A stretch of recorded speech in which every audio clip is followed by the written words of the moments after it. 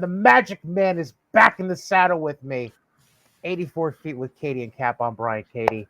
Brian Capitula, welcome back. How you doing, sir? I'm good, thank you. A little bit of I guess not any kind of vacation, but just a crazy week to try to get everyone's schedules in. So glad to be back. That was a great interview with the two sisters. So I'm glad to be back now and excited for our guest today. Well, thank you. It's it's that time of year with proms and graduations coming up, and AAU is in full swing, and it makes life very complicated for parents, players, coaches, administrators alike. So it's all good. But yes, thanks again to Sierra and Kayla Carter for being on the show last week with me riding solo dolo. But this week, the mighty Cap is back, and we are in a very, very, very cool situation with this episode because as we're recording this Wednesday, June the 5th, this coming weekend is the Girls GymRat Challenge. And let's just say, Cap, he came back from a week out of the podcast with a bang, bringing in this guest that we have. He is the man of the hour, the Tower of Power, the one and only chief executive of GymRat Challenge Basketball. The man, the myth, the legend, the one and only John K-Mack. Sir, welcome to the program. How you doing? Literally, it brought a tear to my eye. Okay? Well, thank you very much. First things first, though, right before we went on the air, I had to question your beverage because at first I didn't see the labeling on it. Yeah. I was trying to figure out, are you really drinking 64 ounces of soda? No, it's not soda. My man, show off that bottle. That is a big-ass bottle of iced tea you got going on there. Bro, this is bottle number 2 on the day. They started at 3:35 a.m. today, right? And yesterday ended at 1:30 a.m. Okay, so we're working on 2 hours sleep. This is zero sugar Snapple peach tea. Okay, shout out to my people at Snapple. And yeah, this is no 12 ounces in my hand this time of year. No 16 ounces in my hand. This is the full 64, and we're going through pretty much 3 of these a day. Okay, 3 of these a day. That's okay. We're not sponsored by anyone, so you're not breaking any of our contractual obligations by drinking Snapple on the air. It's all good. That is beautiful. Beautiful. See, I do love me some Snapple, and it brings back some memories because that was a big thing my grandmother always had in the house was Snapple. So it's a family thing. But personally, one on the nightstand. One of the nightstands a little lukewarm by the morning, but I have a backup in the fridge, so I start every day with a cold one. How about that? See, I will say though, I've grown very akin to Arnold Palmer's personally. Yeah, but I try to avoid the sugar, man. That lemonade has. I got you. I hear you. Can we go back to the fact that you refuted Capitula as the Magic Man? Is that a thing? No, I just made it up on the fly. You made it up on the fly. All right, cool. I mean, I didn't. I wanted to make sure I properly addressed him when I see him in gyms all over the place. But I make up random names for everyone. Like there's a parent out in the world. There's a basketball parent and coach that I call the mayor just because every time I see him, there's a smile on his face. He's always shaking hands and kissing babies, so I call him the mayor. Bro, that's Capitula. That's not me. That is Capitula. That's Mr. Herder. Herder's the mayor. Herder's. Listen. I love Tommy. I've known Tommy for 100 years. Okay, Tommy's just a figurehead. We know you're doing all the work, Capitula. Tommy is just a figurehead. So maybe that is what he does. Maybe he walks in. He's got the benefit of good hair. He waves at some people. He shakes a couple of hands. That's it. You know the only thing that dude did well? I'm going to tell you right now. For everybody to know. You want to know Tom Herder's secret? You want to know it? Brian, you want to know? Yes. Yeah. He married well. That's what he did. He married way over his head. That's what that dude did. Other than that, he was blessed with a great head of hair. That's it, man. Listen, he and I go back to 1986. We played in the Empire State Game team together, right? Remember the Empire State Game used to be a great event. It was the best high school basketball players all across the state of New York, and then college players who play in the open division. It was great. So the Adirondack region ran from along the east coast of New York State, or the eastern border, excuse me, of New York State, from Albany all the way up to the Canadian border. So I grew up 20 miles south of the Canadian border in Potsdam. So I was the only kid not from the capital region to make that team. So, I mean, all these guys played in the summer together. They played against each other all year long. They all knew each other. And I was just some little dude from up north who had just enough redneck in me to be dangerous. And I wasn't even sure if anybody was going to know my name. Jim Zulo made me mow his lawn at one point. That's a true story. That is a true story. We can get into that a little bit later if you'd like. That did happen. And his son is going to be in town this weekend coaching a team at the Girls GymRat Challenge. So we may revisit it.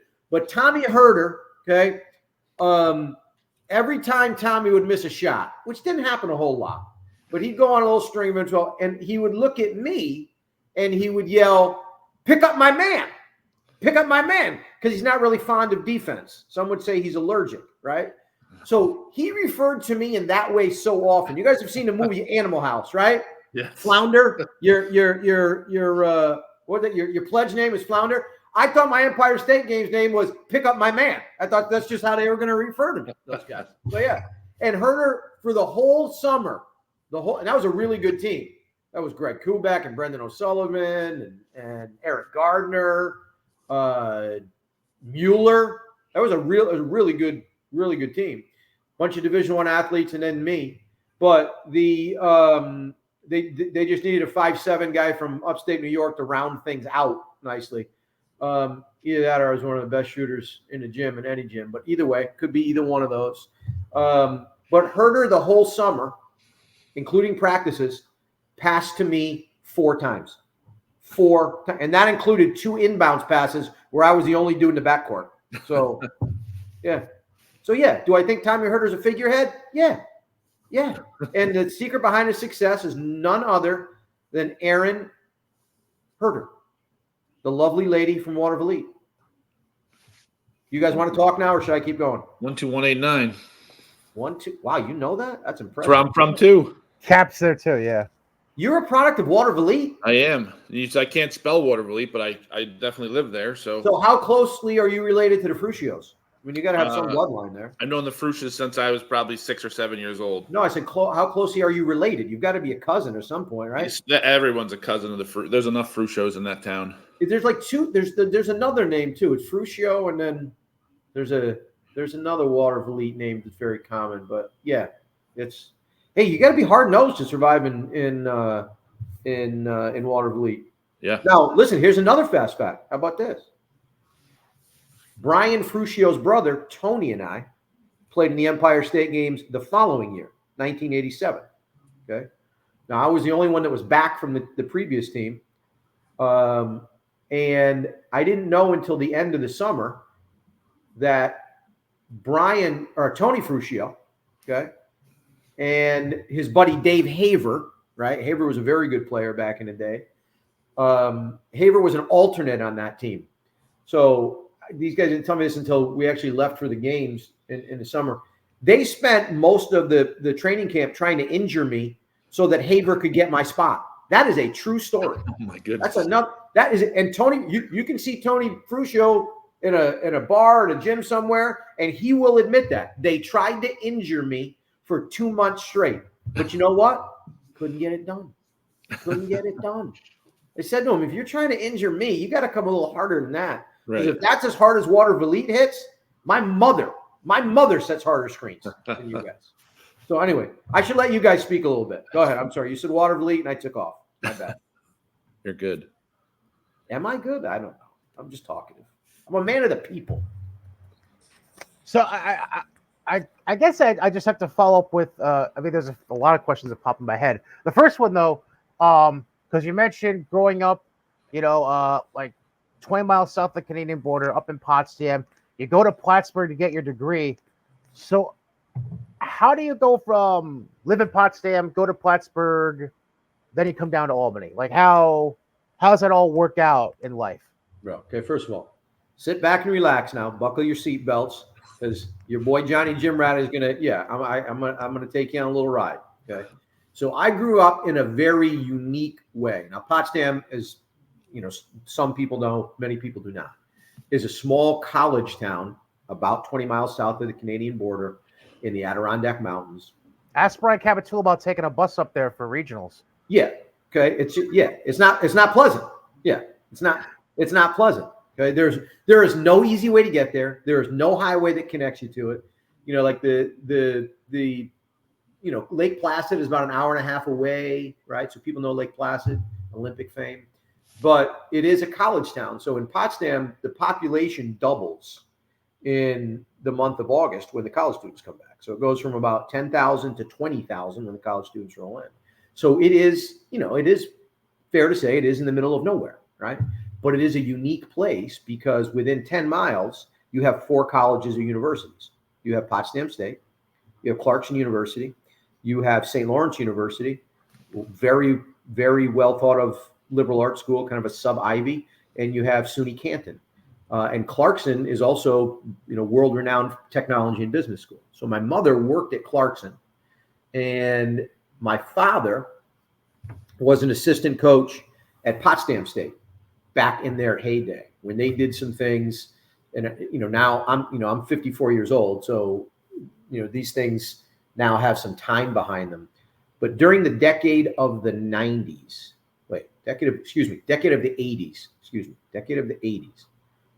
Potsdam State had the winningest college basketball program in the nation at any level. At one point, they won 60 games in a row. My father was an assistant to a guy named Jerry Welsh, who was a legendary college basketball coach. Coached up there, I believe, for 28 years. He was also the athletic director. Then he left that job late in his career to become the head coach at Iona. Then his son, Tim, followed him and took over at Iona. And then Tim later became the head coach at Providence and now does some stuff for ESPN. But Coach Welsh is a legendary teacher of the game. He was way, way ahead of his time in terms of recruiting and building a program. So I grew up, it's this unique place, right? It's the middle of nowhere, but you have those 4 colleges and universities within a 10-mile radius. So, literally, I tell people this, they did a documentary on the dynasty of the Potsdam Bears. Derek Rowland, right, coach of the Patroons, was an All-American at Potsdam, played for my father. You actually played for my father in the JV team and then on the varsity team. But in Potsdam, and I don't know how many places in the country you can say this. I remember I was in my 9th grade math class. I sat in front of a kid who every day in the winter came in with his wool hunting coat. And he had his hunting license pinned to the back of that. Because apparently that's what you do when you hunt. I guess that's what you do. On either side of me, I had 2 kids who had 2 parents each that were both PhDs. One was a music professor at Potsdam, which is at Crane School of Music, world renowned. The other was like a math professor. And then on the other side, it was a kid who had 2 technology PhD parents that taught at Clarkson. And then behind me, I had a kid who I never had to look and see if he was there. One of the hardest workers I ever met. He ended up going to Cornell. But he lived on a farm. I never had to look to see if he was there because he was up early, like 4 a.m. doing chores around the farm. And he always brought in a little bit of that cow manure on the boots. So you could smell him without even looking to see him. So I don't know how many places in the country you can be in a classroom, have 4 PhD parents, a hunting guy, and a farmer behind you, right? You're surrounded by that. So that's how I grew up. But from the time I was in 3rd grade, when my dad was an assistant with Jerry Welsh, back then, all of the SUNYs, because they were originally founded to educate teachers, develop teachers, they had elementary schools on campus. And I went to that elementary school. And then after it was on campus, I would get done. I would grab my rubber basketball out of my little cubby and I would dribble it across campus. Boop, boop, boop, boop. Through the snow and the ice and this and that, behind the back, between the legs, spin dribble. I'd go over to Maxey Hall. It was about a half-a-mile walk. And I would be in Jerry Welsh's classroom for 3 hours. So I literally spent more time in that building than I did in my own home. So I was raised by 2 parents that were very good, very stylistically, very, very different. My mother never thought I did anything wrong. My father generally wasn't thinking I did much right. Okay. So between them, we figured it out. And then I was raised by college basketball players. And what Coach Welsh did back in the day is that's where Division I cast-offs went. You went to Potsdam. Or some kids, if you were in the Albany area, you went to Albany or you went to Buffalo State. And back then you had 4 programs in New York State. They were all top 10 in the country between Potsdam, Albany, St. Lawrence, Potsdam, Albany, St. Lawrence, and Buffalo were all top 10 teams in the country. And though Potsdam was a Division I program and a Division III body, they would get guys that bounced out a little bit of a place here or there. Maybe you were carrying some baggage, and Coach Welsh would take them and teach them. So yeah, that's how I grew up. And then my father became the high school coach at Potsdam. So we kind of just transitioned from one gym to the next, and my socks never got dry. Anything else you need to know about me? Well, I mean, the quick follow-up I'm going to mention, it's interesting that we go through that story because actually Bill Mitchell, who was on the staff with Coach Welsh starting in the mid-'80s, he just announced his retirement, and he's actually just starting his retirement this summer after being at Potsdam for about 40 years. How well did you know Coach Mitchell there and the relationship you had with him while you were living up in the area? I know Mitch very well. I count him as a close friend, close family friend. He and my dad are very, very close. So my dad coached at Potsdam High School for a while. Then, he let's just say has an aggressive style and took about a 12-year hiatus. But he took a program at Potsdam High School that had never won a league championship. And my freshman year there, his third year running that program, won the league up there for the first time in 47 years. So it was pre-World War I. Wait, is that right? No, pre-World War II that they had won a league championship. And then went on to, I think he won 12 sectional championships up there. He had a little hiatus in there for about 12 years. And then when he came back for round 2, he got to 4 Final Fours and a state championship game. And Mitch was his assistant at that point. So he and Mitch coached together. And then when Mitch took over at Potsdam, and my father was in between high school stints. Mitch asked him to be on his staff there. So, my father helped him out. So yeah, those two guys are very close, and Mitch is a really good dude. And he's how do you know Mitch? Or can you not disclose that in the air? I mean, No. I honestly, I was doing my homework. Oh, really? Yeah. Because you said it like you and Mitch hang out, that was no. pro, man. You are a pro. No, I just doing my homework, and to even further the homework, because I have the ability to multitask. I can figure it out. Right. Apparently, and I'm like dumbfounded by this statistic. So Jerry Welsh, amongst the games played specifically in Maxey Hall, he was 254-13. Holy cow! That is psychotic. That's like that's like Coach K in Cameron Indoor type numbers right there. It probably even tops that based on winning percentage. Right. It was such a great way for me to grow up, and I feel so grateful that I was allowed to be in that environment. And the things that I learned from just being around college basketball like that was incredible. That was how I was socialized, right? I like Dwayne Killings from UAlbany as a friend. And I watch his son, Tristan, I think is his name, right? Is on the bench. And I've said to his wife, Anna, who's a great person, I said, that little dude is growing up in such a great way. It reminds me of me. Like he's hanging around those, 18 to 22-year-olds like they're his classmates. That's just what he does. But I was so grateful for being able to grow up around and in that environment. And I was, as you might have guessed, I was just a hyperactive little gym rat kid. And Coach Welsh's his practice gym was his classroom. Like everything was spelled out down to the detail, to the minute, to the minute. And I remember when I went to my first biddy basketball practice when I was in fourth grade. And I was upset that the coach, who was a dad, didn't have an index card with the practice plan all ready to go, right? Like I was disappointed. I thought that's the way every coach did it, because that's the way he did it. And I'm sure I drove him crazy.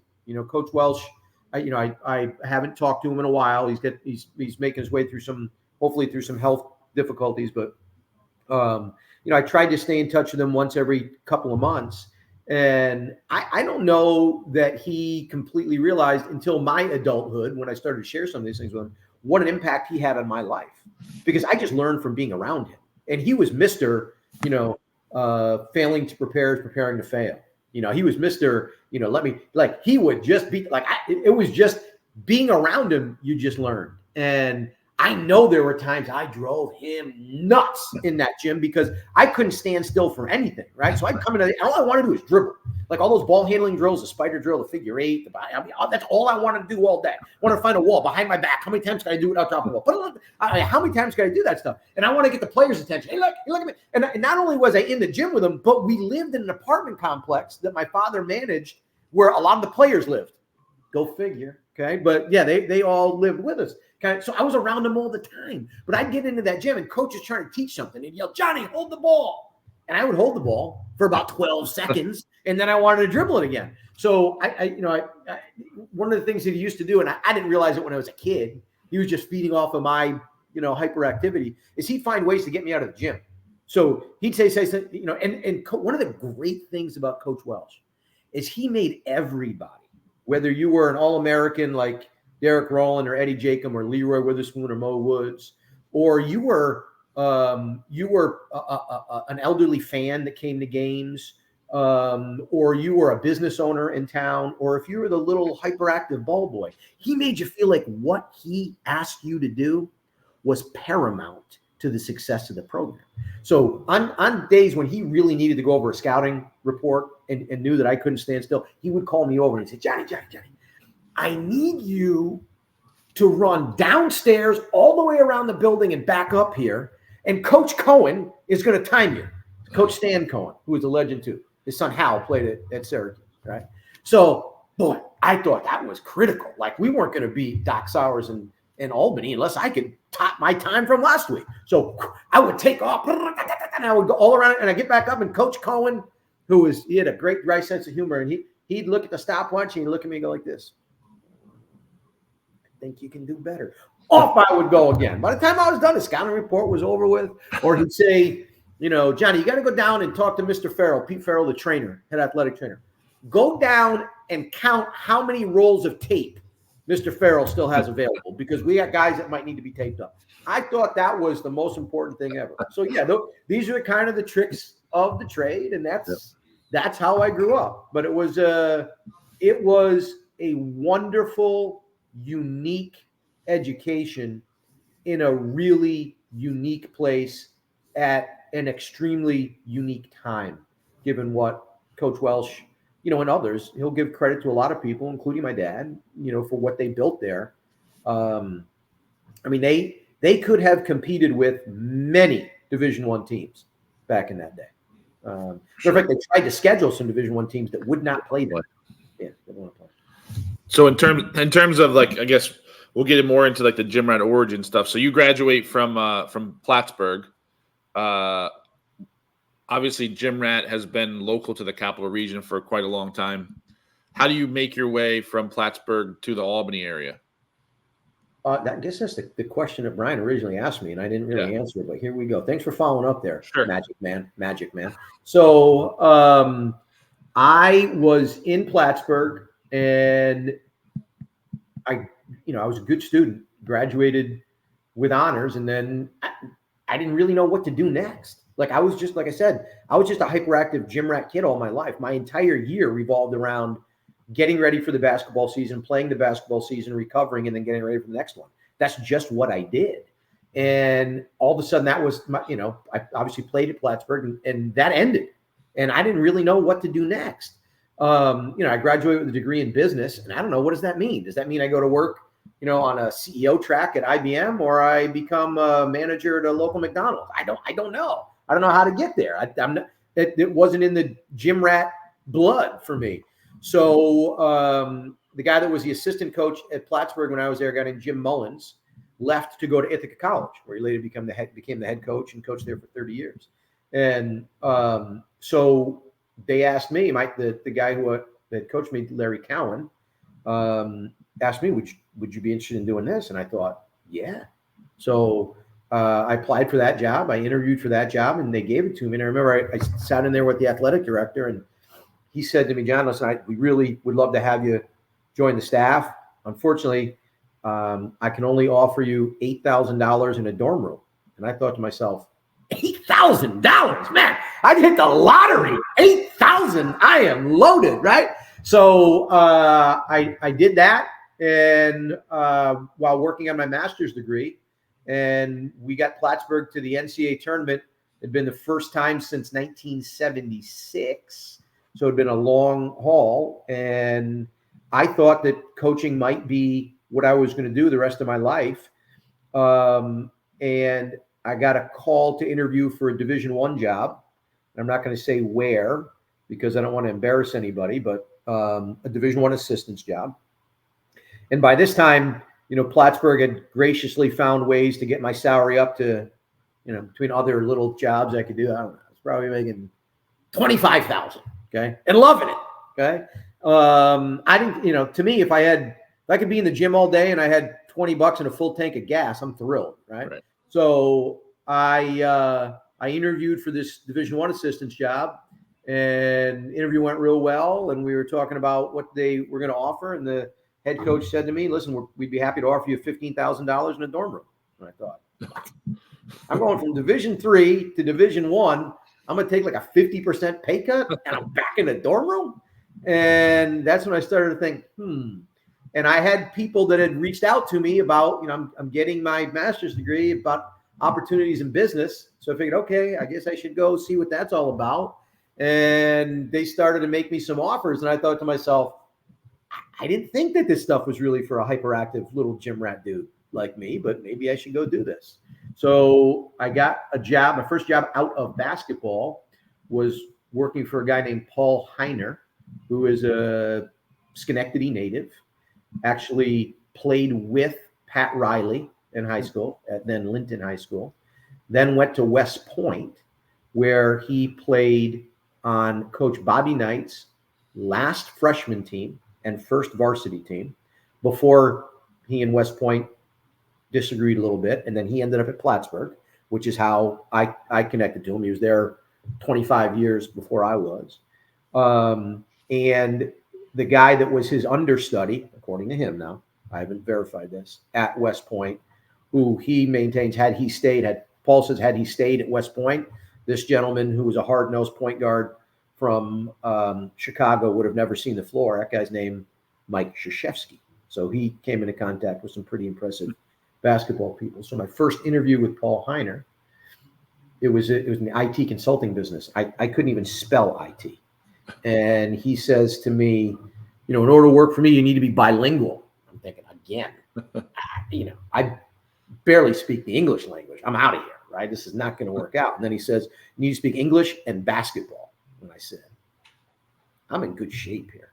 I'm in good shape. So that first interview went really well. He walked me out to the front of the door as a new company. And he said, listen, the interview went great. And I'm thinking, this is where he's going to make me a big offer. I'm going to get a company car. I'm going to call my mom. She's going to be so proud of me. And I remember he opens the door and it had a little bell on top of the door. Ding, ding, it used to go. And he opened the door and said, okay, but I can't afford to train you. So go get some door slammed in your face and call me back in about a year. And he literally pushed me out. And I was dazed and confused. Like I had no idea what just happened.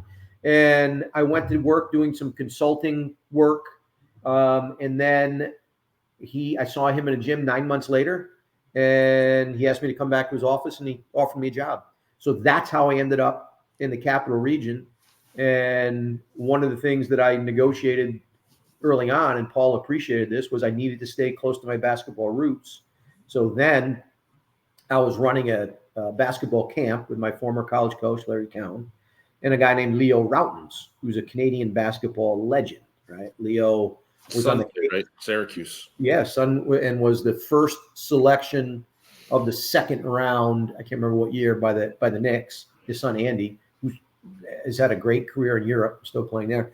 But Leo was on the Canadian Olympic team at 16 years old, and then was a first-round draft choice of the 76ers with Moses Malone and Andrew Toney and Mo Cheeks, that whole crew, right after they won the world championship.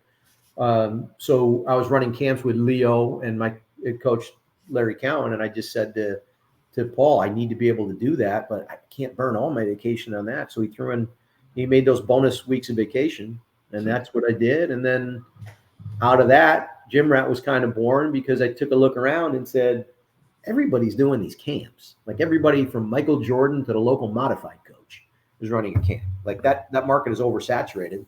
So let me this tournament thing for my days recruiting, it just made more sense. And that's where GymRat started. In year one, we had 84 teams, and that was a really big number back then.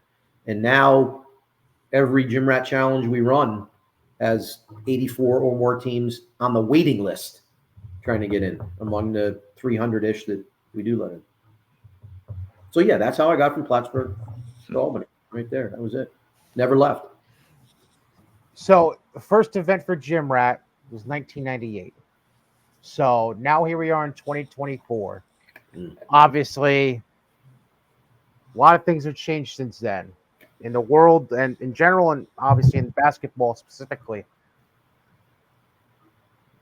How has GymRat been able to keep itself at the forefront? Because it feels like between the programs that are coming in, the kinds of coaches that you have coming in, checking out talent at these events, whether it be the live events in May or the actual GymRat Challenge events that you have in late May, early June, the evaluation process and the kind of evaluators that you get to be on staff.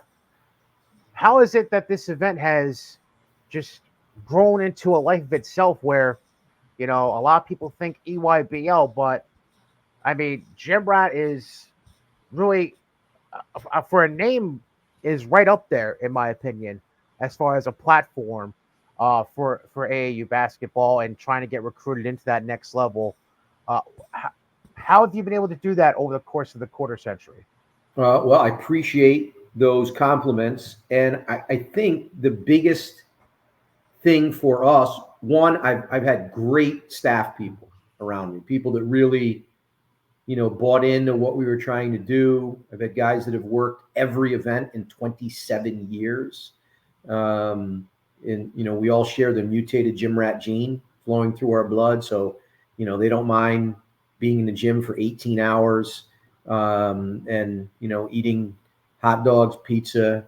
Every once in a while, we can mix in a salad, I guess. Now, like at Impact, they have real food over there, right? So, but again, Herder's charging $13 for a smoothie. So I don't know how he gets away with that, but I guess hair care product must have gone up, so he's got to pay for that. But I think that great staff around us. That's been a huge part of it, and I'm extremely thankful for all those guys.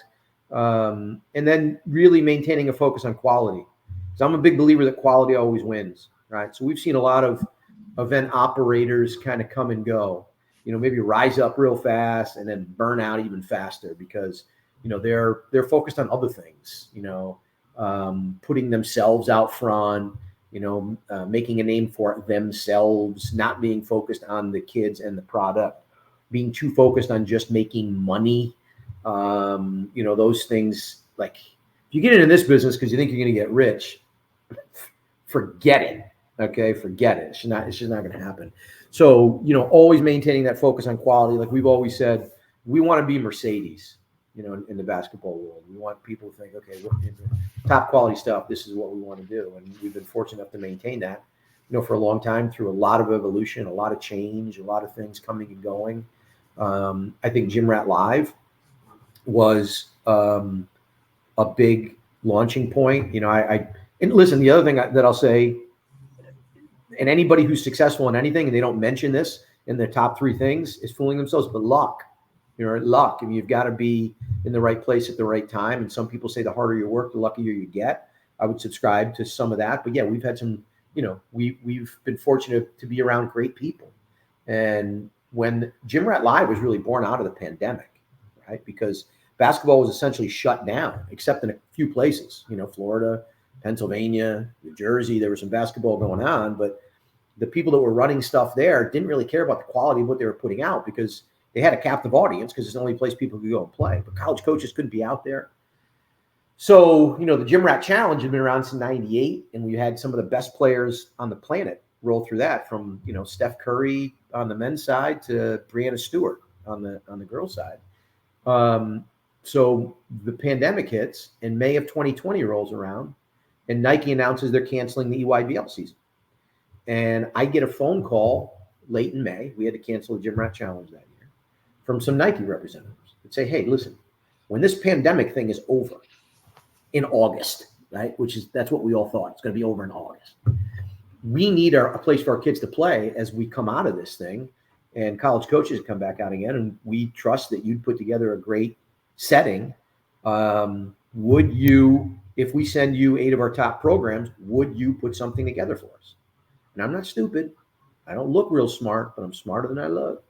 The translation on that was, hey, we're Nike, and we don't want to try to figure out how to run an event during a pandemic, right? Potentially get sued, right? Hey, K-Mack, will you do that for us? And my answer was a resounding, you bet your ass I will. Okay, so I was ready to roll with that. I was ready to go in May. As soon as they called me, and put it together next week. And we ended up not being able to run that until May of 2021. And we did some different things. We did a full broadcast of the whole thing because college coaches couldn't be out. The first time they could really view players. And we had college coaches from UCLA to UConn and Florida State to the University of Washington that were tuned into that. And we had great players there. Team Final came in that year, and they had what I think you could make a very strong argument is the greatest grassroots basketball team of all time. Jalen Duren, lottery pick for the Pistons. Derek Lively, lottery pick, all rookie. 2 guys who were all rookie team. Lively going to the NBA Finals this year. We had 2 GymRat guys in the NBA Finals, as a matter of fact. Derek Lively playing with the Mavs. Yep. And I'm not sure, I don't want to step on anybody's light because maybe this was a question that's going to come up later. But the 2004 GymRat Challenge MVP, Joe Mazzulla, is the head coach of the Boston Celtics. So there's 2 GymRat alums. Did you have that in the research? Was that in the research? I did not have that in the research. Okay, no. There you go. That's one right there. So yeah, hard-nosed kid from Rhode Island. So yeah, that first year was amazing. And then they also had Imani Bates, who was probably the most talked about high school prospect since LeBron James. Yep. Okay. I'm not saying the same talent. LeBron is arguably the greatest player of all time. I think Imani is going to be a very good pro before he's said and done. But you remember this kid, and he super talented, right? But he was on the cover of Sports Illustrated at 15 years old as a high school 10th grader, 15 years old. And the caption on the picture on the Sports Illustrated cover said, "The next Michael, LeBron, Magic, meet Imani Bates." How do you live up to that? Right. Like, you in order to live up to that, not only do you have to make the pros, you've got to be an all-time great. You have to be a Hall of Famer. You have to be a multi-time MVP, a multi-time All-Star, a multi-time world champion. Like, hey, nothing like setting the bar in an unreachable place, right? So they had those 3 kids. It's the first time since player rankings had been done, which dated back into the 80s, early 80s, that one team had the top 3 players in the nation. And they were here. And they were, City Rocks were here with J.J. Starling. You had Expressions Elite, Alex Caravan, who's going to be an NBA draft choice, I think, this go round. Was it that one? I mean, it was a loaded Kyle Filipowski, right, who is Duke's leading rebounder and scorer the last 2 years and likely to be a lottery pick this year. Was it that? I mean, it was a show. It was a show. And I didn't think that I wasn't sure if that was going to continue or if that was going to be a one and done. And that October, all of those guys, those Nike sponsored teams, Team Final, Expressions, City Rocks, the New York Wrens, they were all calling me and saying, okay, what's the date for next year? And I thought, holy smokes, I got to figure out how to do this again. Because we didn't charge anybody to come in. I had to pay for that broadcast. It was kind of like a gift to the game. And I'm thinking, man, I gotta re-gift that. How am I gonna pull this thing off? And now it's become one of the most exclusive events in the country. And not only did we have the Nike teams calling back, but then I got calls from Adidas that said, how come you're freezing us out? I said, I'm not freezing you out. Who do you want to send? Well, we'll send you, Canada, or we'll send you the Rivals, best program in one of the best programs in New England. Okay, we'll make room. And then they said, we want to send you Kyle Lowry's team, Kalo Elite. Okay, we'll make room. Then Under Armour called. What about us? Okay, I didn't mean to insult you. Who do you want to send? We'd like to send Steph Curry's team, Team Curry. We'll make room. So we did, and now it's become a thing. So we've had five guys drafted in the last two draft cycles, and there's 5 or 6 more that hit different draft boards this go around. So that event, has now become a staple of what we do. And anything we do on the boys' side, we also do on the girls' side. And Cap was, a part of Girls GymRat Live this past year. We had, I can't remember how many top 50 kids we had, 13, 14, 15 top 50 kids in that. And for my money, the best player in the country on the girls' side was here, and that's Jordan Palmer. I don't think there's anybody better. And by the way, she's a freshman. It's crazy. That kid is so talented and so physical and so athletic. She plays like a kid who had 5 older siblings that were all Division I athletes, and 3 of them, were NFL linebackers who also were Division I basketball players. And she had to, survive to eat, right? That's the way she plays. I mean, she's just tough, right, Cap? I mean, she's she's different, right? Yeah, they're different. We saw her, like I said before, I saw her in 7th grade. She played against us with a random team in Pennsylvania. They got 20 points, and I'm like, this kid's not going to be around these teams much longer. She's going to end up somewhere. But I think the GymRat Live this year, just overall talent-wise, you've had like other years, but the classes of like the 26 and 27s class that you have, I mean, you realistically potentially have 4 to 5 kids that are maybe WNBA players in 4 or 5 years, let alone like just high-level college players. There was over 30 high-level college players. I mean, you had the number 2 recruit in the whole country, the Olivia that plays with Philly Rise, who happens to be on the same team as Jordan Palmer. Like, yeah. So how do you like that combo? And the Big O will be back this weekend too. She'll be back in town this weekend. Jordan Palmer will not be here because she got an invite to the national team camp that's happening this same weekend. But yeah, Olivia Vicuso is tremendous too. Plus her dad is like, you could talk about a dude you should have on your podcast. I mean, that dude can talk the paint off the walls. He is something else. And but yeah, there was a lot of great players, and Gigi, who won the kid from Team Durant that won the MVP. She's a freshman as well. I mean, it's freshman class is really, like, you're probably, those are the top 2 kids in the freshman class, Jordan Palmer and Gigi, and like put them on notice. Dawn Staley, Gino Oriema, put them on notice. You're going to be following these kids around for a while. And, like, I watched Jordan Palmer, and just her physicality says, and again, it's hard to project because you never know what's going to happen to a kid, but her physicality says to me, she's not just a major college player. She's not just a WNBA lottery pick. She's a multi-year WNBA All-Star.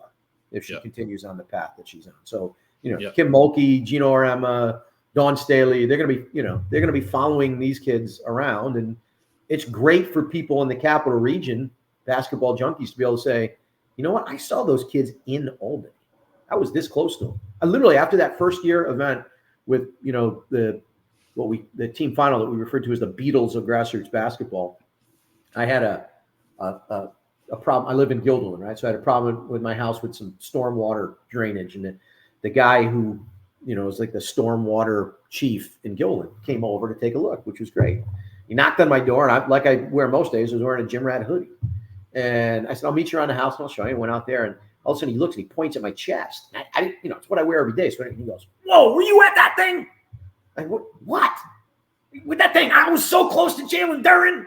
I could smell the sweat on his shoulders."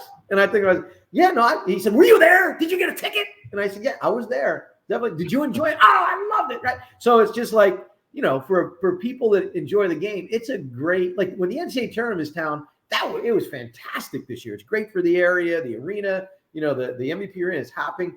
But this is something a little different because you can see these kids up close when they're 15, 16, 17 years old, right, and say, I saw them then, before my buddies and I are watching them on TV, during March Madness. So you got to move that game, right? I think you got to move it to the Armory. You moved a couple games, whatever it might have been, to the Armory because. Well, listen, that first year, there was a lot of things, right? Literally, people don't understand this.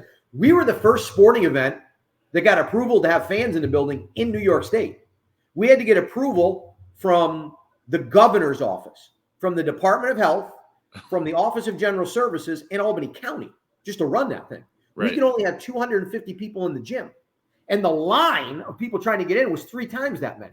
So we had to clear the gym out after every game set, clean, and then let people back in. And then my guy, Doug McLean, who was running the Capitol Center at that point, he and Doug's a really laid back dude. He got tired of having people would hide in the bathrooms so they didn't lose a spot. It was wild. But I've also been very fortunate that I have, some people that have been tremendously helpful to us. My friends at Ostroff Associates, that handle a lot of government relations stuff, because they helped us get that done, and one of the things that I'm really proud about, not only the talent level that we bring to the area, because now these events are woven into the sports fabric of the Capital Region, which is great. But it's also a lot of economic impact. So we had we were trying to say, hey, can you help us out? Because this is not a lucrative business by any stretch of the imagination, right? But we're bringing a lot of people in here and a lot of tourism and a lot of really positive notoriety. And the just be able to get these things done is hard. So I was fortunate enough. I got a meeting with Rick Ostroff, who was I would take a bullet for that dude, just a great dude.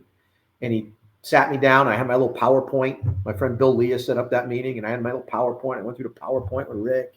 He's a really busy guy. And he said, listen, I know what you do. I appreciate what you do. I did my homework, and you do great stuff. And he said, we're really busy here. And then he told me what they charge a month.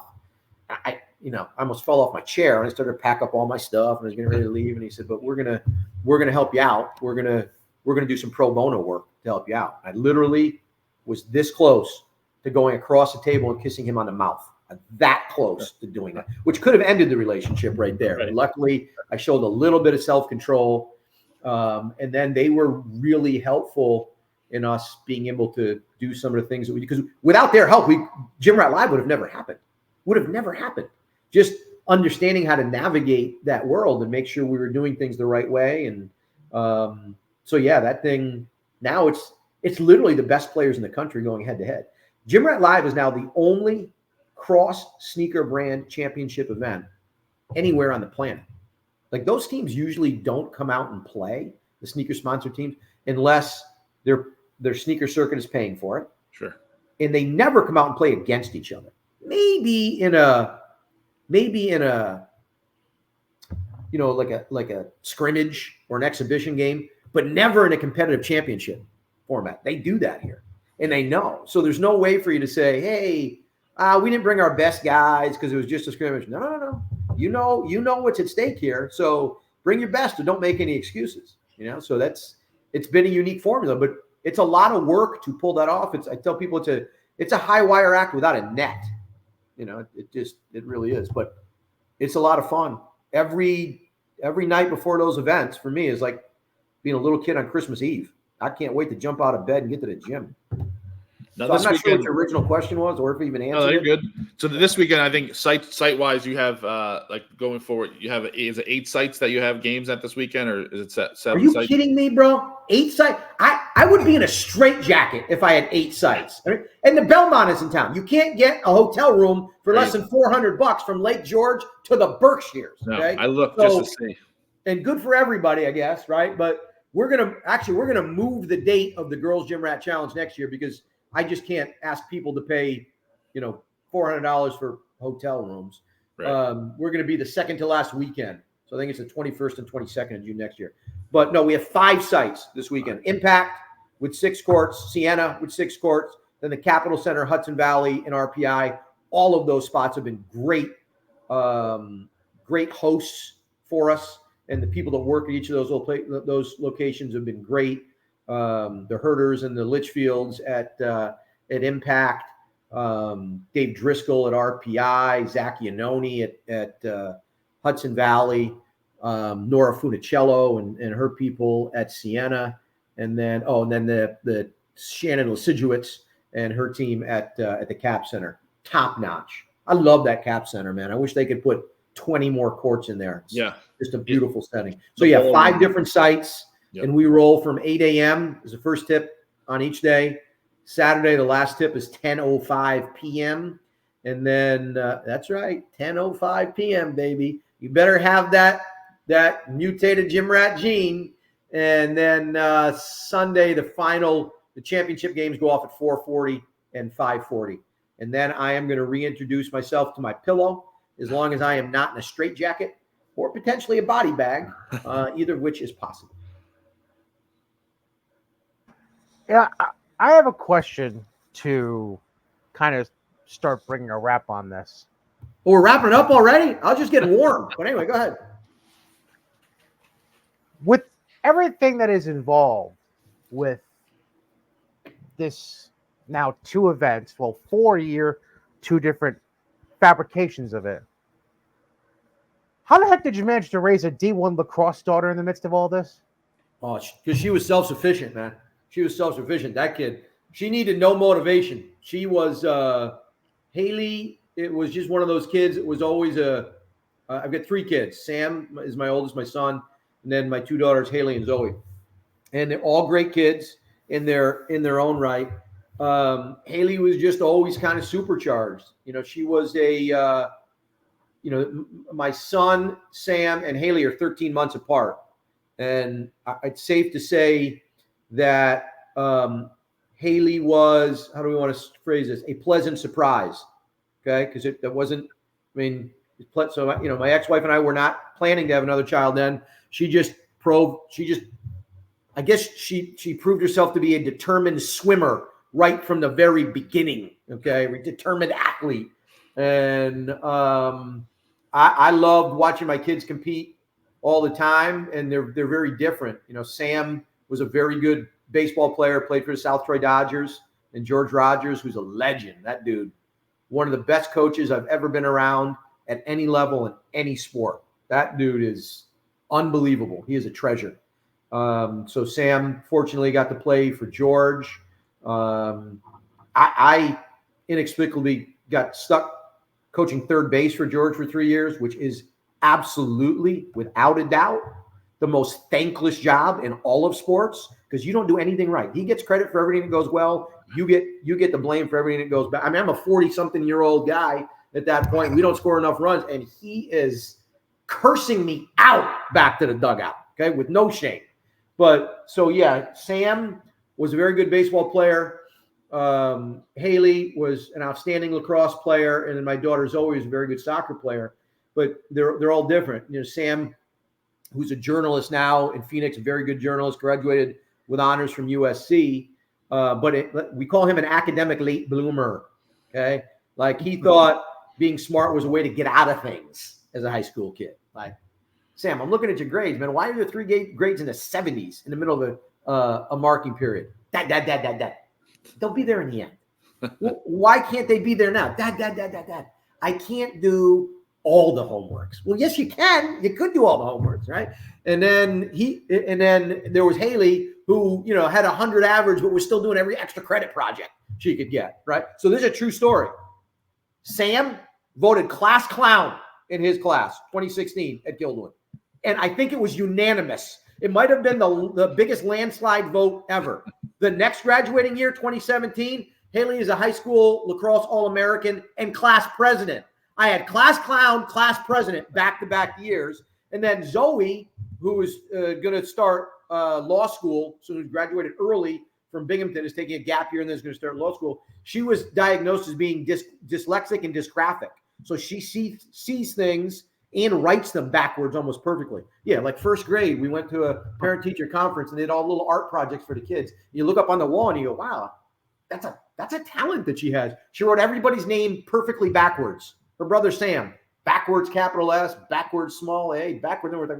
That is an issue. So yeah, she diagnosed dyslexic and dysgraphic, still managed to graduate a year early from Binghamton. Is going to go. So they all have special talents. But I figure, you know, if I had class clown, followed by class president, followed by a kid with a learning disability that graduated with honors from Binghamton, they should just make me an honorary member of the school board in Guildwood, I think. But, you know, following Haley, Sam and I had a great time playing baseball with the Dodgers all over the country.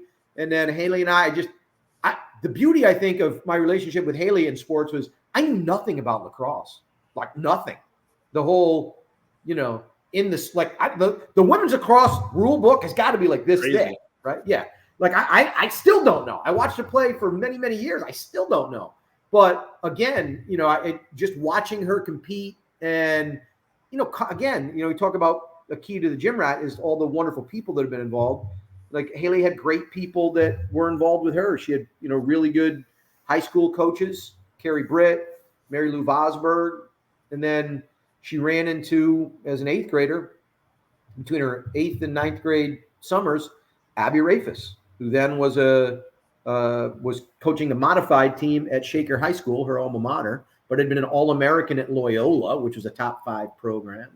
And I remember Abby, I drove the kids to a session, and there was this, you know, skinny, athletic, college-age kid running this, and Abby Rafus. And she was incredible. And I remember I said to my daughter afterwards, I said to Haley, who was that? She was, oh, it's Abby Rafus. Like, you had to say it quietly. It's Abby Rafus. Okay. So we were walking out, and I went over to introduce myself to Abby, which of course mortified my daughter. And Abby said to me, well, who's recruiting her? I said, she's in 8th. She's only between 8th and 9th grade. It's not like, I mean, it's my kid. So she's 5 feet with cleats on. Right. So I said, no, nobody now. She goes, oh, no. In women's lacrosse, and this was true back then, they were trying to get kids to commit as 9th graders, which is nuts, right? Nuts. Because the rules hadn't come into place where you couldn't do that until your junior year. So she said, well, do you mind if I make some phone calls on her behalf? I said, mind. I'd love that if you would do that. So I went back home and I looked this woman up, and I'm like, whoa. You know, her father is a tremendous athlete. She was an All-American in high school, an All-American at Loyola. The brother ends up being an All-American at Syracuse. They got a sister that played at Princeton. One played at Holy Cross. And then at the time, I looked, and because in lacrosse, it's like, okay, in a lot of sports, you know, for Haley, again, 5 feet with cleats on, I was like, boy, I love watching her play, but that might not work for everybody. And if Division I doesn't work out, then maybe she goes to a NESCAC, you know, like a Middlebury or a Williams or a Tufts. Right. So we go the next week, and I see at this point there's a Rafus that's the captain of the team at Williams. So I go to this little thing the following week, and I watch Abby work these kids out again, and she seeks me out this time. She said, listen, I called this program, I called Yale, I called Manhattan, I called Columbia, blah, blah, blah, blah. And I said, wow, that's really great. Appreciate that. Georgetown, they're gonna be reaching out. I said, okay, that's great. I said, now, is your sister the captain at Williams? And I'll never forget, she answered, and this kind of set the Rafus adrenaline level for me. Now, Williams, as you guys know, is one of the hardest schools to get into in the country. Like, it's incredible. It's harder to get into than Harvard, right? And they have really good sports programs. So Abby says to me, I said, your sister's the captain at Williams, right? Is that your sister? I said it as a compliment. And Abby looked at me and goes, oh, yeah, but she's the only one that didn't go Division I. And I'm like, whoa. Like that sister needs to sit at the kiddie table at Thanksgiving. Right. You're not a Division I athlete, right? So Abby really kind of took Haley under her wing. Haley ended up getting multiple scholarships offers, chose Manhattan because it was one of Abby's former Loyola teammates, was the head coach then. She got fired before Haley arrived even on campus. So we went to go meet with the new coaches because I said to my daughter, you need to make sure that they're a good fit for you and you're a good fit for them. Because again, you're 5'0" with cleats. So that's not going to work for everybody. Like Harvard kept saying to her and saying to me, we love her at 5'6". I said, well, that ain't going to happen unless you have stilts. Okay. That ain't going to happen. So, they were like, well, she's down to, 1 of 10 for 6 spots, 1 of 5 for 3 spots, but she's not going to grow to 5'6".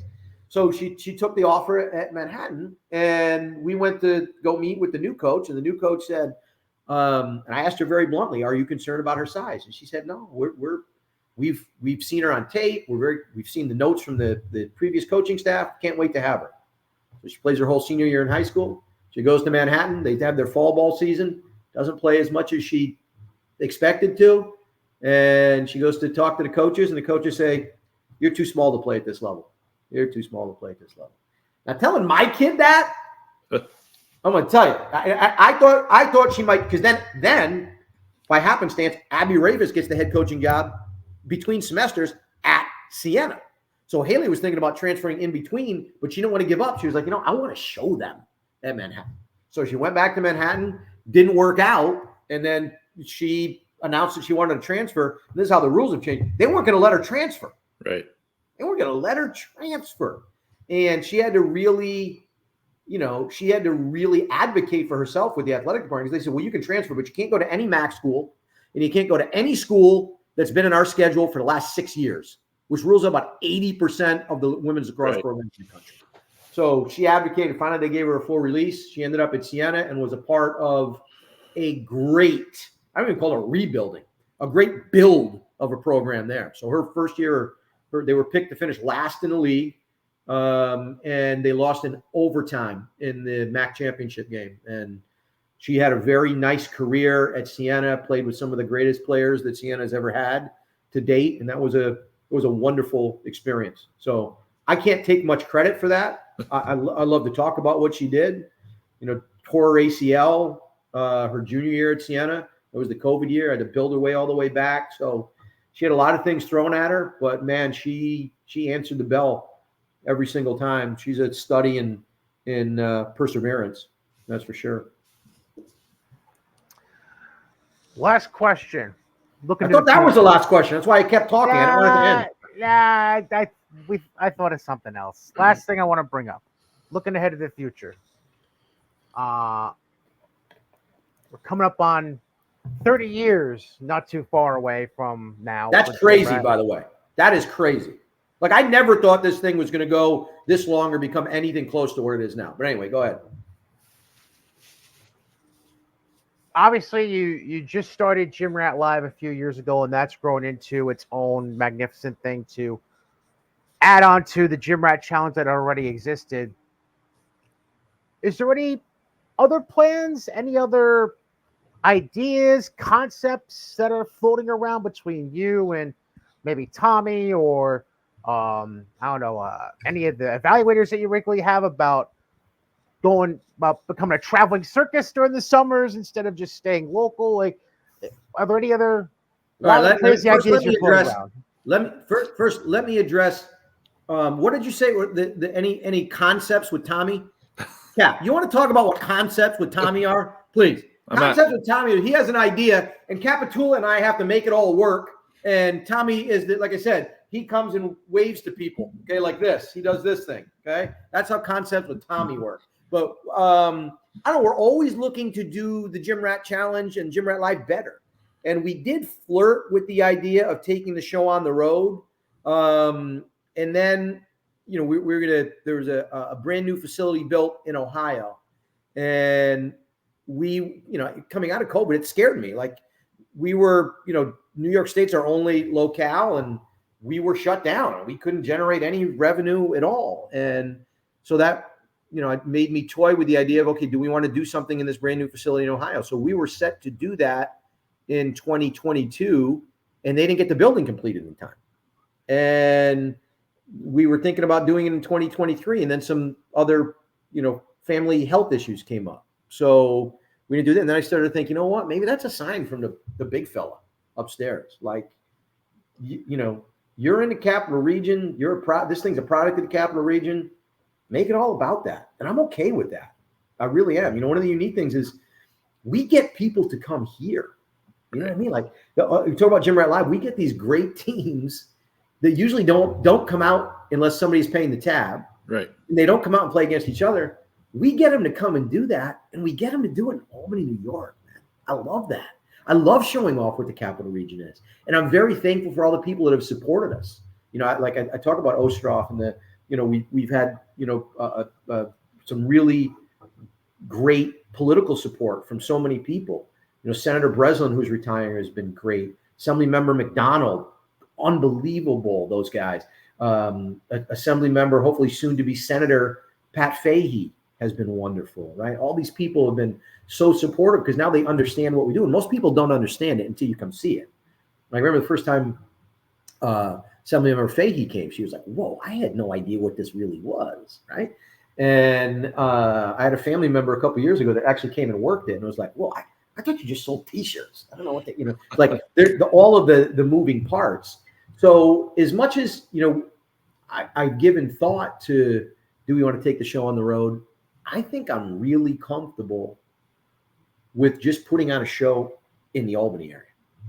And there's something that really I find very gratifying, and I'm very grateful for it, that we're able to pump this kind of economic impact.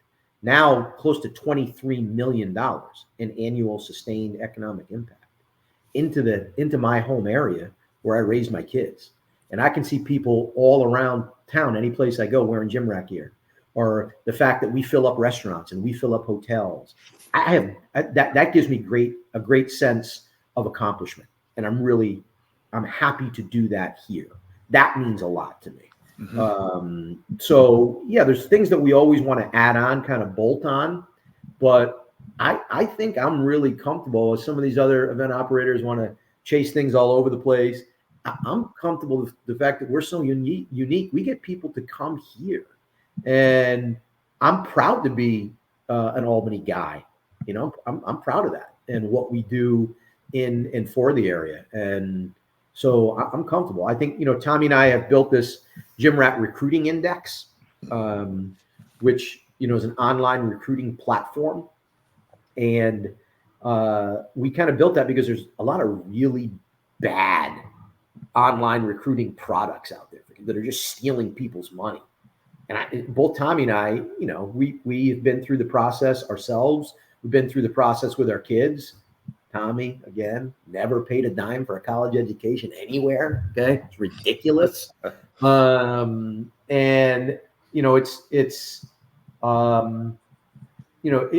We built something that now helps parents and kids navigate what is a really vast recruiting ocean that changes constantly. So, while you have some of these online products that are, telling kids, hey, take a video of yourself doing this drill in the front yard or and send it to us and we'll post it on our socials and tag college coaches. That's not getting you anywhere other than it's angering a lot of college coaches that don't want you to tag them. Okay. So what we've done is we've put together a platform, and every kid that comes through a GymRat event, it's all integrated through our roster system. So when they're entered into our roster, this system automatically creates online recruiting profiles for them, which becomes searchable by every college coach in the country. And, obviously there's different levels because it costs money to build these things. So there is an enhanced level where you get to see every college coach that interacts with your profile. And just to kind of put, some numbers around that, during the Boys GymRat Challenge, May 25, Saturday, May 25, every time a college coach interacts with a profile in our system, the system sends out an email to the player and the player's contact parent saying, hey, a college coach has looked at your profile, just so you know, or they performed a search and your profile came up. On May 25th alone, we had over 18,000 contacts and emails. Wow. 18,000. That's one per every 3 seconds. Wow. And that's one of the other really unique things about the GymRat Challenge. You don't just come here and play your 3 games, grab a hot dog and a t-shirt and go home. Right. Like, we give you something that lasts way beyond the event. Way beyond the event. And I've had parents for 2 decades that said, my kid got recruited because they were at your event. And we put together an event report that's 70 pages long, not just a list of 10 kids that were top performers. Right. It gives a breakdown on all these kids, and college coaches read that stuff. Because you've got at GymRat Live, those kids don't need that service, right? Those are all blue chip kids that college coaches know about. Joe Sansanen, that kid's the best scorer in the country, right? Everybody knows who that kid is. Jordan Palmer, everybody knows who that kid is. Olivia Bacuso, everybody knows who that kid is. Derek Lively, everybody knew, right? But for those kids that are, in the other 99 percentile, the GymRat Recruiting Index gives them a fighting chance to kind of see what's really out there. Because a lot of other services try to sell you on, hey, the call is coming real soon from Gino Oriema, or the call is, coming real soon from John Shire. No, it's not. So you spend a lot of time fishing in the wrong pond, and you're not going to catch any fish. When if you're fishing in the right pond, you might have been all right. Like a lot of people don't understand how good you need to be a college basketball player, period. Right. Not a Division I, Power 5. Any level. Yeah, any level. And so the GymRat Recruiting Index, I think, is the area. The events we sold out for 27 straight years, and that's wonderful. Providing more services for the kids and the teams that come to our events, that's at the top of my list because I always want to add value to the product. And I want to continue to do it right here with dudes like you guys. Hey, I mean, you speak of people who maybe try to put the cart before the horse a little bit when it comes to their programs. Like, I could just think of a name. I'm not going to say it. I'm sure Cap can probably figure out who I'm thinking of. But yeah, it's good to see what you're doing, what you have done, what you're going to continue to do. And I'm really glad that we were able to get you on the podcast to discuss things. And I'm sure we'll make this more of a regular thing, John. So thank you very much for coming on, and definitely appreciate it. Just, let's make sure Tom's head can fit in all the doorways this weekend. All right, Berger, ain't gonna happen, bro. Ain't gonna happen. Listen, I sent him a text Tuesday. He just got back to me, so it's a decent. I mean, it's only that's 8 the normal days. return time. Yeah, that's what it is. Fine. Yeah, that's what it is. Yeah. Okay, so it's okay now if I go and get hotel rooms booked at $400 a pop for my 117 staff members that are coming into town. And you can pull out your third bottle of Snapple from the fridge. Oh, I'm almost down number 2. We're almost there. We're almost there, fellas. All right, guys. I had a great time. I appreciate you. Thanks, Sean. Not a problem. Right, Thanks, John. I'll see you this weekend. Bye. John K-Mack, the chief executive of GymRat Basketball. If you want more information about this coming weekend's girls event or any of the events in the future, gymratchallenge.com is the place to be. And there you see there's the banner from the website for this weekend's event. And specifically for you, Cap, these are the 3 games you currently have scheduled. And they happen, not everybody can play all 3 of their pool games on Saturday. You got lucky enough to have yours all scheduled on Saturday, even if one of them is scheduled for 10:05 at night. It's a long day. But hey, if you advance to the winners bracket, you're not playing until like 2:30, 3 o'clock on Sunday. Right. So you got yourself about a 1:30 game, a 4:40 game, and a 10:05 game, and yeah, that's all pretty good for the squad. How you feeling about the squad going into it? I know we haven't talked since you went to Atlantic City, so how are things feeling and looking for you? No, good. The team looked really. Atlantic City, things started clicking a little bit, being able to play a little bit more games. That was really good. I feel like there's some kids that had really good Atlantic City trips. Like that's a good thing to do when you're in front of the coaches that are there, and it was crowded and really good teams and really good players. So they went 3-1. Like, just if records really matter, I mean, I guess those things, it's always good to win when you're there, but it's not the ultimate goal when you're there all the time. But they went 3-1, lost the last game with a 7-point lead, and we blew it. But it was great. Like, it was a great experience. The lucky thing now that we've had our last practice Monday, the college kids that we've either had through our program or through other programs that have come through They're all friends, so they all still work out together. So the Monday game that we had against us was Megan Herder, Jillian Herder, Lauren Patnode, Abby Ray, and the 2 Phillips sisters were the team that we scrimmaged. So they put us through it a little bit. The kids were like, who are these kids? Some of the kids don't know who they all are because they're from farther. A lot of them do, because a lot of the kids will go to the UAlbany games, and there's some other local kids that don't really know. Most of the local kids all knew. They knew they were in for it as soon as it started. But it's good to compete against those kind of kids and like having them compete against each other. Like, listen, you guys aren't going to see a better competition than these 6 or 7 people that come. So that's been good for the last 3 weeks, been able to do that against some different players that have been able to bop in. So, Right. That's a wild lineup you put against them. Yeah, it was nuts. It was just, and then they had like Bree Carey came in, KJ came in the week before that. Kathleen Birmingham was just a dead shooter, came in. So they've been challenged, which is good. Like, they need to be. We're waiting for Liv Olsen at some point will come, and when she plays, she just plays with them. Like, she knows she can block every shot if she wants to, and she's like, all right, you can take it, I guess, this time. I won't block it. One of those things like you did when you were a little kid. So, but I guess when you're second team All Big East, like, no big deal. it's probably hard to do, but it was been good. So hopefully in the right direction, and we have our own event at the end of the month again, which some really good teams coming again for that, and then we're off to Ohio for 7 days, home for 2 days, and then back to Chicago for 5 days. It's just I don't know how anyone's going to ever do it, but I'll be working the whole time from the road. So month of July is going to be a little psychotic for you guys. That's crazy. Okay. It's a crazy month always. And just to not to drop the hint in advance, because I know we'll bring this up again as we get closer. The weekend of June 29th and 30th at Impact is the network session 2. That's the event you were referring to. That's coming up. So you're going to be you already spend enough time in Impact as it is. You're gonna be spending even more time, it looks like, the next few weeks. So yeah, that's all good. Anything else that we missed at all, or nothing new? I think. What else? Gilliland High School appointed a new head coach. Gilliland, did you see that? You saw that? I did not see that. Yeah. So Gilliland High School has a new head coach. He was actually the head coach.